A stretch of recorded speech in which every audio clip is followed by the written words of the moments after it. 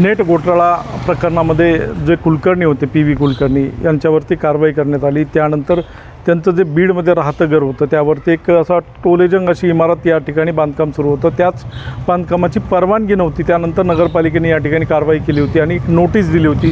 ती नोटीस आपण पाहूया। या ठिकाणी त्यामध्ये 5 पार्टनर आहेत आणि त्या 5 पार्टनरला नोटीस नगरपालिकेने दिली होती। या नोटीसमध्ये स्पष्ट असा उल्लेख केला होता 3 दिवसामध्ये तुम्ही तुमच्या कागदपत्रासह नगरपालिकेला तोंडी किंवा समक्ष येऊन कळवावे असं देखील या ठिकाणी सांगितलं होतं। पण त्या 3 दिवस उलटल्यानंतर आज जवळपास 8 दिवस होत आलेत। या प्रकरणामध्ये जे आरोपी आहेत आणि त्यांचे जे पार्टनर आहेत त्यांच्याकडनं नगरपालिकेला कुठल्याही प्रकारचा रिस्पॉन्स मिळालेला नाही आणि या ठिकाणी जे बांधकाम सुरू होतं ते नगरपालिकेने थांबवलं होतं आणि या ठिकाणी ज्या बांधकामाच्या ज्या प्लास्टर असेल किंवा जे छत उभारणीचं काम चालू होतं ते प्लेट असतील या सर्व काही त्या जे बांधकाम असेल गुत्तेदार करणारा तो गुत्तेदाराने ते काढून नेलं होतं आणि त्यानंतर आता हे बांधकाम नगरपालिकेने अवैध असं ठरवलेलं आहे आणि या ठिकाणी त्या बांधकामाची परवानगी देखील नव्हती असं देखील नगरपालिकेने सांगितलेलं आहे। पण या प्रकरणामध्ये आता एक मोठं पाऊल नगरपालिका उचलेल असं पाहायला मिळतं की येत्या काळामध्ये या घरावरती किंवा या बांधकामावरती बुलडोजर फिरवण्यात येईल